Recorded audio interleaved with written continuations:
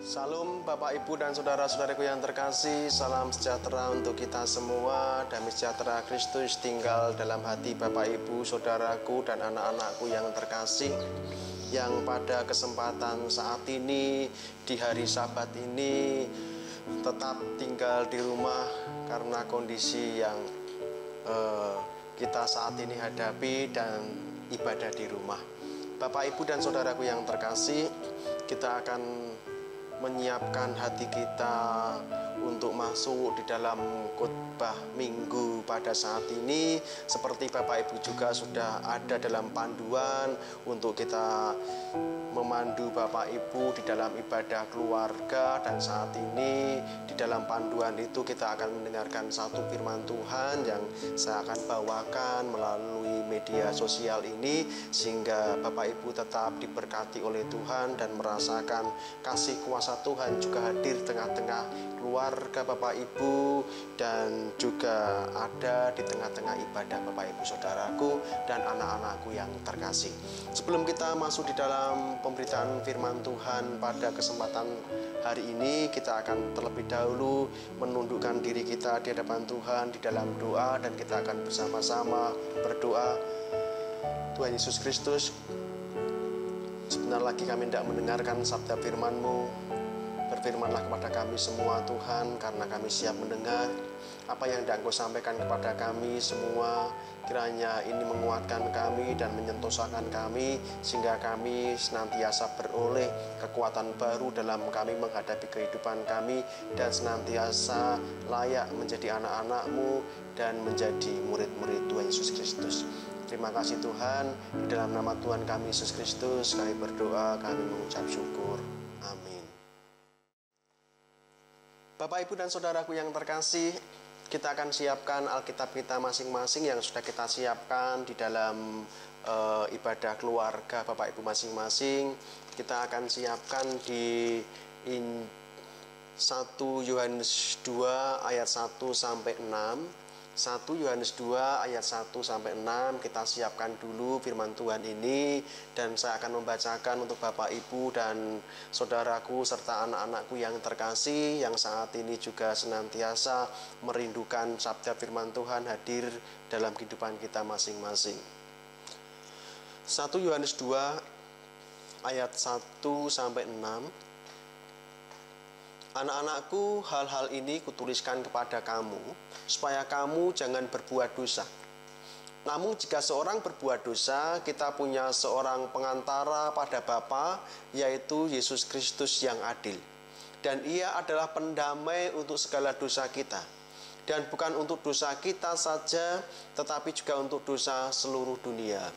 Dan inilah tandanya bahwa kita mengenal Allah, yaitu jika kita menuruti perintah-perintahnya. Barang siapa berkata, aku mengenal dia, tetapi ia tidak menuruti perintahnya, ia adalah seorang pendusta, dan di dalamnya tidak ada kebenaran. Tetapi barang siapa menuruti firman-Nya, di dalam orang itu sungguh sudah sempurna kasih Allah. Dengan itulah kita ketahui bahwa kita ada di dalam Dia. Barang siapa mengatakan bahwa ia ada di dalam Dia, ia wajib hidup sama seperti Kristus telah hidup.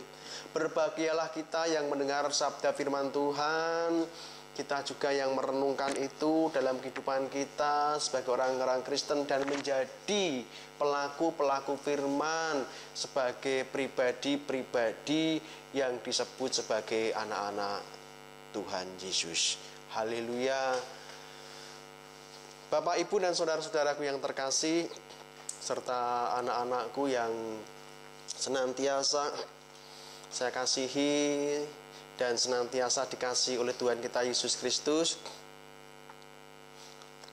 Ayat yang pertama sangat menarik sekali ketika saya baca, dan Bapak, Ibu, saudaraku dan anak-anakku juga ikut membaca.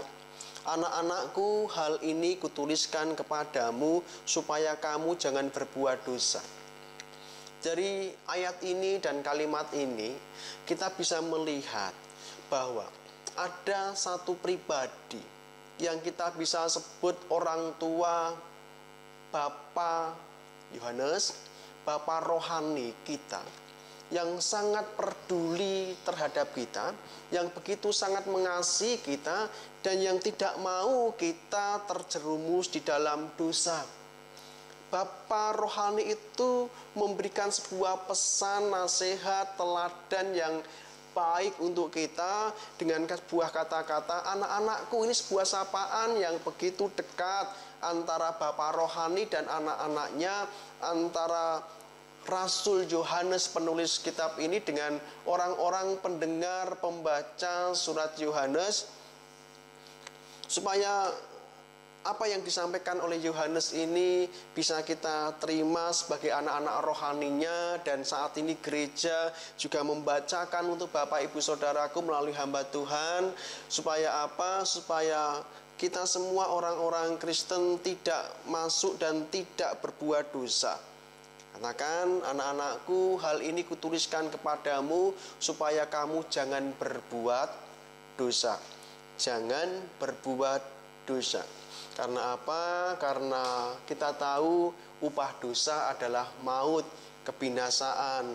Upah dosa adalah maut yang memisahkan kita dari kekekalan Bapa, atau memisahkan kita dari anugerah keselamatan itu. Bapak Ibu Saudaraku yang terkasih dan anak-anakku yang terkasih dimanapun saudara berada, yang senantiasa setia di dalam mendengarkan sabda firman Tuhan, satu tema yang hendak saya sampaikan dan kita akan geluti bersama-sama sebagai perenungan kita pada hari Sabat ini. Temanya adalah wajib hidup seperti Kristus hidup. Ayat nas kita, ayat yang ke-6, Bapak Ibu bisa menyimaknya, saudara-saudaraku dan anak-anakku. Bisa menyimak ayat yang ke-6, bisa dibaca di dalam hati dan saya akan membacakan. Barang siapa mengatakan bahwa ia ada di dalam dia, Yesus, ia wajib hidup sama seperti Kristus telah hidup. Jadi tema kita yaitu wajib hidup seperti Kristus hidup. Apa yang terlintas dalam pikiran kita tentang kata wajib atau kewajiban? Kita sering mendengar kata kewajiban sebagai warga negara yang baik, kewajiban sebagai murid, kewajiban sebagai orang tua, kewajiban sebagai seorang pekerja, dan lain sebagainya. Kata wajib atau kewajiban dalam bahasa Indonesia, kamus bahasa Indonesia sehari-hari, wajib berarti harus dilakukan, tidak boleh tidak dilaksanakan, tidak boleh ditinggalkan. Jadi wajib adalah kewajiban, ada sesuatu yang harus kita kerjakan, tidak boleh kita tinggalkan, tidak boleh tidak dilakukan. Jadi ini kewajiban. Dan kewajiban itu Alkitab katakan kita wajib hidup seperti Kristus hidup. Kewajiban orang Kristen, kita akan melihat apa toh kewajiban kita sebagai orang Kristen, apa kewajiban kita sebagai anak-anak Tuhan. Kalau aku sebagai orang Kristen, kalau kita sebagai orang Kristen, maka kita punya kewajiban. Kewajibannya itu apa? Kita akan lebih dalam lagi masuk di ayat yang ke-6.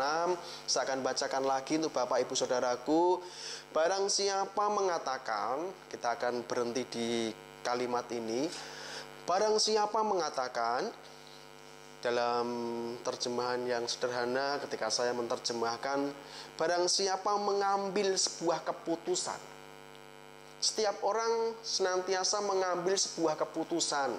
Barang siapa mengatakan, barang siapa mengambil keputusan bahwa ia ada di dalam Yesus, bahwa ia ada, bahwa ia memosisikan dan menempatkan diri di bawah naungan Yesus atau di dalam kasih Kristus, kuasa Tuhan Yesus Kristus. Barang siapa sudah memutuskan, kita semua Bapak Ibu Saudaraku yang terkasih, ketika kita jadi orang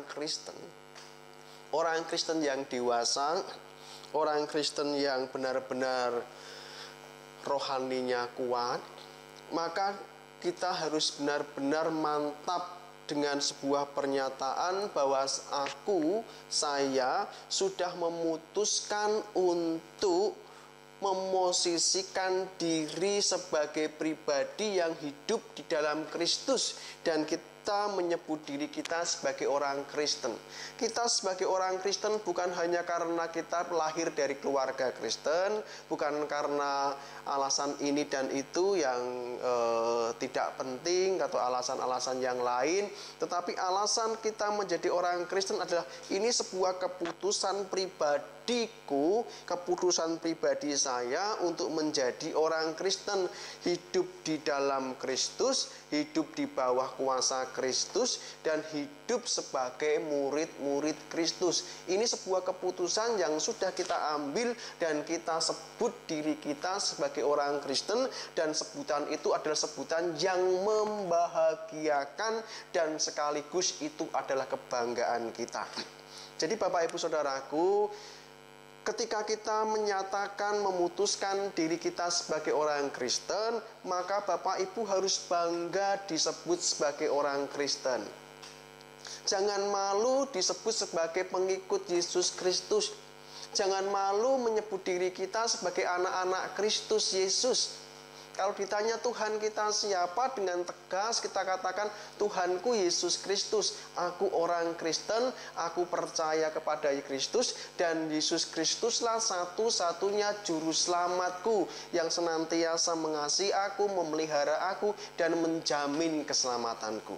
Ini sebuah keputusan kita saat ini. Barang siapa mengatakan bahwa ia ada di dalam Dia, Yesus Kristus, barang siapa termasuk kita, kalau kita menyatakan hari ini adalah orang Kristen yang hidup di dalam Yesus Kristus, maka kita memiliki kewajiban-kewajiban yang harus kita lakukan, kita perbuat, kita kerjakan sebagai orang Kristen. Kewajiban itu apa? Katakan, ia wajib hidup sama seperti Kristus telah hidup. Sebenarnya sebuah kewajiban ini digambarkan oleh Yohanes dengan kata-kata yang seakan-akan sederhana, biasa, tetapi ketika kita mau mendalami kata-kata ini sesuatu yang perlu perjuangan. Jadi orang Kristen itu adalah orang yang terus berjuang untuk semakin baik, untuk semakin seperti Yesus Kristus. Maka Yohanes katakan, kalau engkau sudah memutuskan hidup di dalam Yesus Kristus, menjadi anaknya Yesus Kristus, menjadi umat kesayangan Tuhan, menjadi orang Kristen yang sudah ditebus oleh Yesus Kristus, maka engkau punya kewajiban hidup sama seperti Kristus telah hidup. Bapak Ibu Saudaraku yang terkasih, kalau anak-anak kita ketika mereka memutuskan untuk bersekolah, masuk ke sebuah sekolah, entah itu SD, anak-anakku yang terkasih, entah itu SMA, SMP maupun perguruan tinggi, ketika kalian semua memutuskan untuk bersekolah di sekolah masing-masing dengan tingkatan masing-masing, maka kalian, anak-anakku dan Bapak Ibu Saudaraku, bisa melihat bahwa anak yang masuk sekolah memiliki sebuah kewajiban yang harus ia kerjakan dan itu tidak boleh ditinggalkan. Kewajiban anak sekolah adalah seorang murid, kewajibannya adalah belajar dengan baik dan mengikuti aturan sekolah yang ada, aturan guru. Supaya ketika kewajiban itu sudah dikerjakan, maka ia suatu saat nanti bisa lulus dan menjadi seorang anak yang pintar. Kalau seandainya kewajiban itu tidak dikerjakan, maka anak itu tidak akan pernah lulus dan tidak akan pernah menjadi anak yang pintar. Bapak Ibu Saudaraku dan anak-anakku yang terkasih, ini yang disebut dengan kewajiban. sesuatu yang harus kita kerjakan supaya kita mendapat sesuatu yang kita benar-benar harapkan. Seorang anak sekolah harus belajar, harus menuruti aturan-aturan yang ada di sekolah supaya ia bisa naik jenjang ke yang lebih tinggi, dan kemudian ia bisa menjadi seorang yang lebih pintar daripada sebelumnya. Demikian juga kalau gambaran seperti itu kita aplikasikan di dalam firman Tuhan pada saat ini, ketika kita memutuskan untuk menjadi orang Kristen dengan kebulatan hati dan panggilan Kristus, kita memutuskan untuk menjadi pribadi Kristen dan bangga sebagai orang Kristen, maka kita berkewajiban untuk hidup sama seperti Kristus telah hidup. Hidup meneladani Kristus, meneladani apa yang sudah Tuhan kerjakan, meneladani apa yang Tuhan sudah ajarkan kepada kita, supaya ketika kewajiban itu kita sudah kerjakan dengan sebaik-baiknya, maka kalau murid mendapatkan sebuah hadiah yang baik, yaitu kelulusan dan kepandaian, maka ketika kita sebagai orang Kristen melakukan kewajiban kita, yaitu meneladani Kristus, hidup sama dengan Kristus, melakukan perintah Kristus dan ajaran Kristus, maka Bapak Ibu Saudaraku, memang Kristus juga menjanjikan kepada kita bahwa kita adalah anak-anaknya, dan kerajaan surga, keselamatan, hidup kekal itu ada dan diberikan, dianugerahkan kepada orang-orang yang hidup sama seperti Kristus, hidup yang percaya dan mempercayakan dirinya kepada Yesus Kristus. Jadi ketika kita berbicara, Bapak Ibu Saudaraku, kewajiban kita sebagai orang Kristen adalah bagaimana kita hidup sama seperti Kristus telah hidup. Dan ini yang disebut dengan sebuah perjuangan. Tidak mudah. Meneladani kehidupan Kristen Kristus itu bukan hal yang mudah. Kristus adalah pribadi yang sempurna, dalam tutur katanya ia sempurna, dalam hikmatnya ia juga sempurna, dalam setiap perbuatannya ia sempurna. Kristus adalah pribadi yang sempurna, dan kita belajar dari kesempurnaan Kristus itu supaya kita juga menjadi pribadi yang benar-benar berkenan di hadapan Tuhan. Apa yang kita pelajari dari Kristus? Banyak sekali. Karakter Kristus yang begitu kokoh, yang begitu kuat. Kristus yang benar-benar tidak pernah menyerah ketika ia sedang menghadapi masalah pergumulan. Kristus yang senantiasa menjadi pribadi yang murah hati, penuh kasih dan cinta. Kristus yang senantiasa menjadi pribadi yang mengampuni, pribadi pengampun bagi banyak orang. Kristus yang menjadi teladan hidup kita adalah Kristus yang senantiasa mudah berbagi dengan orang lain. Bahkan ia membagi dirinya sendiri, hidupnya untuk umat manusia, supaya umat manusia menjadi pribadi yang ditebus, diselamatkan oleh pengorbanannya. Banyak hal yang bisa kita teladani dari Kristus, bisa hidup seperti Kristus. Kita bisa bayangkan kalau kita semua orang Kristen, semua kita orang Kristen, anak-anak Tuhan, yang hidup kita sama dengan Kristus hidup, meneladani apa yang sudah Tuhan kerjakan, kasihnya kita teladani, kemurahan hatinya kita teladani, kesabarannya ke dalam penderitaan kita teladani, pengampunannya kita teladani, dan semua hal yang baik yang Tuhan berikan dan ajarkan kita teladani, maka dunia ini akan menjadi dunia yang indah. Dunia yang akan menjadi dunia yang semakin rukun, semakin damai, dan dunia yang penuh dengan damai dan sukacita. Inilah tugas kita sebagai orang-orang Kristen di tengah-tengah masyarakat, di tengah-tengah pergumulan kita. Mari kita tampilkan karakter sempurna Yesus Kristus dalam kehidupan kita masing-masing, di rumah, di pekerjaan, di masyarakat, dimanapun kita berada, tampilkan Kristus dalam dirimu, sehingga orang yang melihat kita, yang melihat Kristus itu benar-benar kita hidupkan di dalam hidup kita. Ada Kristus di dalam pola pikir kita, ada Kristus ketika kita sedang melakukan sesuatu, ada Kristus ketika kita mencoba berpikir tentang hikmat Kristus. Bapak Ibu Saudaraku, inilah ajaran Kristus, ajaran Yesus yang kita saat ini dalami bersama-sama. Kiranya sekali lagi, mari kita hadirkan Kristus di tengah-tengah keluarga kita melalui perbuatan-perbuatan kita. Mari kita hadirkan Kristus di pekerjaan kita masing-masing melalui perbuatan kita. Mari kita hadirkan Kristus di bangsa ini, di Kabupaten Kendal ini, dengan perbuatan kita, dengan segala sesuatu yang kita kerjakan. Kerjakan segala sesuatu seperti Kristus mengerjakan segala sesuatu ketika Ia hidup di dunia ini. Demikian Bapak Ibu Saudaraku, diberkatilah kita semua yang sudah mendengarkan firman Tuhan, dan firman Tuhan tetap ada untuk kita, dan diberkatilah kita semua karena Kristus memberkati engkau, Kristus melindungi engkau, dan Kristus memelihara hidupmu dari sekarang sampai selama-lamanya. Amin. Kita akan bersama-sama berdoa.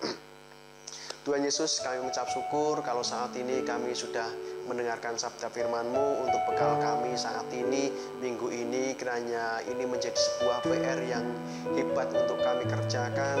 Kami tidak menghadirkan Kristus melalui diri kami bagi dunia ini, sehingga dunia ini bisa melihat Kristus ada bersama dengan kehadiran kami, ada dalam diri kami melalui apa yang kami kerjakan, kasih kami, kelemah lembutan kami, pengorbanan kami, perbuatan kami, dan hati kami yang terus memancarkan kasih Tuhan.